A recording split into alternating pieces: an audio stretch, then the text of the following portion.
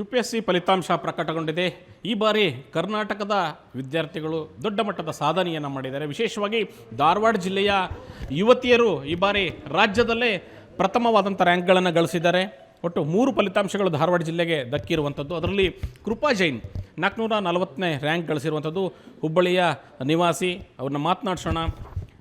First of all ಸುವರ್ಣ ನ್ಯೂಸ್ನಿಂದ ನಿಮಗೆ congratulations. ಈ ಒಂದು ರಿಸಲ್ಟ್ ಬರಲಿಕ್ಕೆ ನಿಮ್ಮ ಎಫರ್ಟ್ಸ್ ಹೇಗಿತ್ತು, ತಯಾರಿ ಹೇಗಿತ್ತು? ತಯಾರಿ ಕಠಿಣವಾದಿತ್ತು ಸರ್. ಫಸ್ಟ್ ಅಟೆಂಪ್ಟಲ್ಲಿ ನಾನು ಪ್ರಿಲಿಮ್ಸ್ ಫೇಲ್ ಆಗಿದ್ದೆ ಸರ್. ಅದಾದಮೇಲೆ ನನಗೆ ಆ್ಯಕ್ಚುಲಿ ತಿಳಿತು ನಾನು ಏನು ಚೇಂಜಸ್ ಮಾಡಬೇಕು. ಸ್ಟಾರ್ಟಿಂಗಲ್ಲಿ ನನಗೆ ಗೊತ್ತಿರಲಿಲ್ಲ ಏನು ಮಾಡಬೇಕು. ಇಲ್ಲಿಂದ ನಾನು ತಯಾರಿ ಮಾಡ್ತಾಯಿದ್ದೆ. ಅಷ್ಟೇನು ಗೈಡೆನ್ಸ್ ಇರಲಿಲ್ಲ, ಏನು ಓದಬೇಕು ಏನು ಗೊತ್ತಿರಲಿಲ್ಲ. ಇಂಜಿನಿಯರಿಂಗ್ ಆದಮೇಲೆ ಸೈನ್ಸ್ ಸಬ್ಜೆಕ್ಟ್ಸ್ ಇತ್ತು ಸರ್. ಸಡನ್ಲಿ ಆರ್ಟ್ಸ್ ಸಬ್ಜೆಕ್ಟ್ಸ್ ಬಂತು. ಅದು ಗೊತ್ತಾಗಲಿಲ್ಲ, ಏನು ಓದಬೇಕು, ಎಷ್ಟು ಓದಬೇಕು. ಫಸ್ಟ್ ಅಟೆಂಪ್ಟ್ ಫೇಲಿಯರ್ ಆದಮೇಲೆ ನಾನು ಕುಂತು ಒಂದು ಜಾಗಕ್ಕೆ ಒಂದಿನ ಪೂರ್ತಿ ತಿಳಿಯೋಕ್ಕೆ ಟ್ರೈ ಮಾಡಿದೆ, ಏನು ಮಾಡಬೇಕು ಏನು ಮಾಡಬಾರ್ದು. ಸೀನಿಯರ್ ಜೊತೆಗೆ ಮಾತಾಡಿದೆ. ಅದಾದಮೇಲೆ ನನಗೆ ಕ್ಲಾರಿಟಿ ಬಂತು. And after that sir journey has been better. ಈಗ ತಾವು UPSC ಪಾಸ್ ಆಗಿದ್ದೀರಿ. ಇದು ಇಂಜಿನಿಯರ್ ಬ್ಯಾಕ್ಗ್ರೌಂಡ್ ಇಟ್ಕೊಂಡು ನೀವು ಈ UPSC ಅಥವಾ IAS IPS ಈ ಕನಸು ಹುಟ್ಕೊಂಡಿದ್ದು ಹೇಗೆ? ಸರ್ ಇಂಜಿನಿಯರಿಂಗ್ ಮಾಡೋ ಟೈಮಿಗೆ ನಾನು ರೋಟ್ರಾಕ್ ಕ್ಲಬ್ ಅಂತ ವೈಸ್ ಪ್ರೆಸಿಡೆಂಟ್ ಅಂತ ಇದ್ದೆ ಸರ್.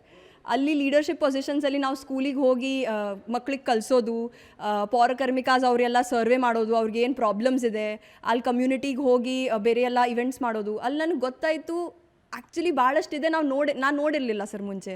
ಬೆಂಗಳೂರಲ್ಲಿ ರೂರಲ್ ಏರಿಯಾಸಿಗೆ ಕೆಂಗೇರಿ ಸೈಡ್ ಎಲ್ಲ ಹೋಗಿದ್ವಿ. ಆವಾಗ ನನಗೆ ಅನ್ನಿಸ್ತು ಬೇರೆ ಇಂಜಿನಿಯರಿಂಗ್ ಬಿಟ್ಟು ಪ್ರೈವೇಟ್ ಸೆಕ್ಟರ್ ಜಾಬ್ ಬಿಟ್ಟು ಇದೆಲ್ಲ ಸರ್ವ್ ಮಾಡೋಕ್ಕೆ ಏನು ಜಾಬ್, ಪಬ್ಲಿಕ್ ಸೆಕ್ಟರ್ ಮಾಡೋಕ್ಕೆ ಏನು ಜಾಬ್ಸ್ ಪ್ರಾಬಬಲ್ ಇರುತ್ತೆ. ಅವಾಗ ನಮ್ಮೊಂದು ಸೀನಿಯರ್ ಇದ್ದರು ಸರ್. ಅವ್ರು UPSC ಪ್ರಿಪೇರ್ ಮಾಡ್ತಾಯಿದ್ರು. ಅವ್ರು ನನಗೆ ಹೇಳಿದ್ರು ಇದೆಂಥ ಎಕ್ಸಾಮ್ ಇದೆ, 3 ಸ್ಟೇಜಸ್ ಇದ್ದಾವೆ, ಇದೆಲ್ಲ ಪ್ರಿಪೇರ್ ಮಾಡಬೇಕು, ಎಲ್ಲ ಬುಕ್ಸ್ ಲಿಸ್ಟ್ ಇರುತ್ತೆ. ಅಲ್ಲಿಂದ ಒಂದು ಸರ್ ನನ್ನ ಸ್ಪಾರ್ಕ್ ಆಯಿತು. ಆ್ಯಂಡ್ ಆಫ್ಟರ್ ದ್ಯಾಟ್ ಅದೇ ನನ್ನ ಗೋಲ್ ಇತ್ತು ಸರ್. ಅಚೀವ್ ಮಾಡಿದ್ದೀರಾ. ಈ ಅಚೀವ್ಮೆಂಟ್ ಸ್ಯಾಟಿಸ್ಫ್ಯಾಕ್ಷನ್ ಇದೆನಾ? ಮತ್ತೆ ಹೇಳ್ತಾ ಇದ್ದಾರೆ ಇನ್ನೊಂದು ಎಕ್ಸಾಮ್ ಕಟ್ಟಿದ್ದೀನಿ ನಾನು, ಅದಕ್ಕೆ ತಯಾರಿ ಮಾಡ್ತಾ ಇದ್ದೀನಿ ಅಂತ. ಸೊ ಸ್ಯಾಟಿಸ್ಫ್ಯಾಕ್ಷನ್ ಪೂರ್ತಿ ಇದೆ ಸರ್. ಲಾಸ್ಟ್ ಅಟೆಂಪ್ಟ್ ನಾನು ಇಂಡಿಯನ್ ರೈಲ್ವೆ ಮ್ಯಾನೇಜ್ಮೆಂಟ್ ಸರ್ವಿಸಲ್ಲಿ ಬಂದಿದ್ದೀನಿ. ಪೂರ್ತಿ ಸ್ಯಾಟಿಸ್ಫ್ಯಾಕ್ಷನ್ ಇದೆ ಸರ್. ಆದರೆ ಗೋಲ್ ಐ ಥಿಂಕ್ ಸರ್ ಸ್ವಲ್ಪ ಇನ್ನೂ ಲಾರ್ಜರ್ ಇದೆ. ಟ್ರೈ ಮಾಡೋಕ್ಕೆ ಸರ್ ಅಟೆಂಪ್ಟ್ ಇನ್ನೂ ಇದೆ ನನ್ನ ಕಡೆ. So I will always want to try. ಆಗಿಲ್ಲ ಅಂದರೆ ಸರ್ ರೈಲ್ವೇಸಲ್ಲಿ ನಾನು ಬೆಸ್ಟ್ ಕೊಡ್ತೀನಿ sir. So IAS is my final goal. So I will try 1 more attempt.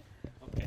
ಈಗ ಫ್ಯಾಮಿಲಿ ಸಪೋರ್ಟ್ ಯಾವ ರೀತಿ ಇತ್ತು? ಹೆಣ್ಮಕ್ಳು ಸಹಜವಾಗಿ ಬೇರೆ ಊರಿಗೆ ಹೋಗಿ ಕಲಿಬೇಕು ಅಂತ ಹೇಳಿದಾಗ ವರ್ಷಗಟ್ಟಲೆ ನೀವು ತಯಾರಿ ಮಾಡಿರ್ತೀರಿ. ದೆಹಲಿಗೆ ಹೋಗಿದ್ದರೆ ಅಲ್ಲಿ ಸಿಂಗಲ್ ಆಗಿ ನೀವು ಅಲ್ಲಿ ಇದ್ಕೊಂಡು ಸ್ಟಡಿ ಮಾಡಿದ್ರಿ.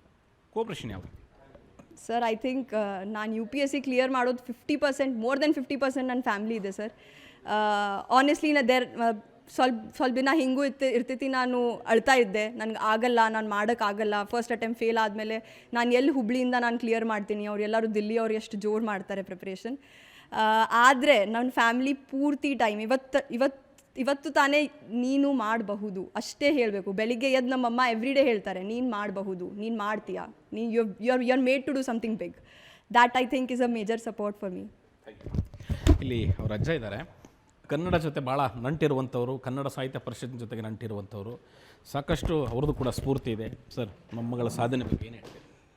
ಸಾಧನೆ ಭಾಳ ಅತ್ಯಂತ ಅದರ ಬಗ್ಗೆ ನಾನು ಎಷ್ಟು ಶಬ್ದಗಳು ಹೇಳಬೇಕು ಅದು ಹೇಳಲಿಕ್ಕೆ ನನಗೆ ಸಾಧ್ಯ ಆಗ್ತಾ ಇಲ್ಲ. ಅಂಥ ದೊಡ್ಡ ಸಾಧನೆ ನಮ್ಮ ಮನೆತನದಲ್ಲಿ ಆಗಿದೆ.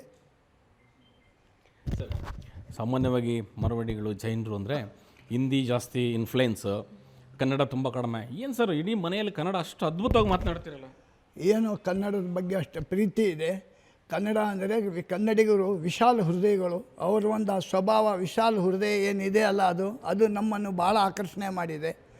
ಆಮೇಲೆ ವಿಶೇಷವಾಗಿ ದಿನಾಲು ನಾನು ದಿನಪತ್ರಿಕೆಗಳನ್ನು ಓದ್ತೇನೆ. ಎಲ್ಲ ಸಾಹಿತ್ಯಗಳ ಜೊತೆಯಲ್ಲಿ ನನ್ನ ಒಡನಾಟ ಇದೆ.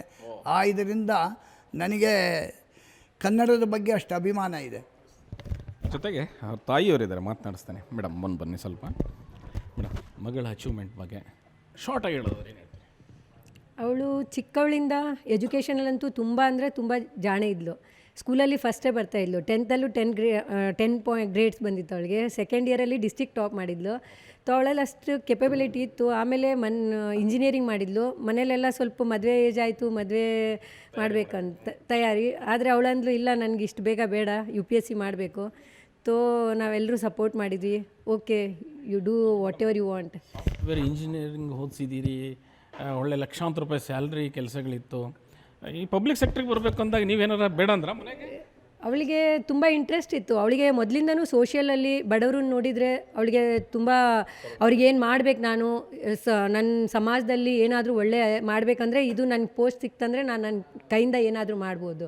ಅಡ್ಮಿನ್ ಲೆವೆಲಲ್ಲಿದ್ದರೆ ಅವರಲ್ಲಿ ಬಹಳಷ್ಟು ಪವರ್ ಇರುತ್ತಲ್ಲ, ಅವಳಿಗೆ ತುಂಬ ಇಷ್ಟ ಇತ್ತು. ಅವಳಿಗೆ ಸಪೋರ್ಟ್ ಮಾಡಿದ್ವಿ. ಅವಳ ಇಷ್ಟನೇ ನಮ್ಮ ಇಷ್ಟ. ಇದು ಕುಟುಂಬದವರ ಮಾತು. ಜೊತೆಗೆ ಕೃಪಾ ಜೈನ್ ಕೂಡ ಹೇಳ್ತಾ ಇದ್ರು, ಸಾರ್ವಜನಿಕರಿಗೆ ಸಮಾಜಕ್ಕೆ ಒಂದು ಕೊಡುಗೆಯನ್ನು ಕೊಡಬೇಕು, ಸೇವೆಯನ್ನು ಸಲ್ಲಿಸಬೇಕು ಅನ್ನೋ ಕಾರಣಕ್ಕಾಗಿ ಈ ಪಬ್ಲಿಕ್ ಸೆಕ್ಟರ್ಗೆ ಆಯ್ಕೆ ಮಾಡ್ಕೊಂಡಿದ್ದೀನಿ. ಆದರೆ ಈ ರ್ಯಾಂಕಿಂಗ್ ತೃಪ್ತಿ ತಂದಿಲ್ಲ, ಮತ್ತೊಮ್ಮೆ ಅಟೆಂಪ್ಟ್ ಮಾಡ್ತೀನಿ, ಹೈಯೆಸ್ಟ್ ರ್ಯಾಂಕಿಂಗ್ ಬರಲಿಕ್ಕೆ ಪ್ರಯತ್ನವನ್ನು ಮಾಡ್ತೀನಿ ಅನ್ನುವಂಥ ಮಾತನ್ನು ಕೂಡ ಹೇಳ್ತಾ ಇದ್ರು. ಹುಬ್ಬಳ್ಳಿಯಿಂದ ಕ್ಯಾಮ್ರಾಮನ್ ನನ್ನ ಜೊತೆ ಗುರುರಾಜ್ ಉಗಾರ್, ಏಷ್ಯಾನೆಟ್ ಸುವರ್ಣ ನ್ಯೂಸ್.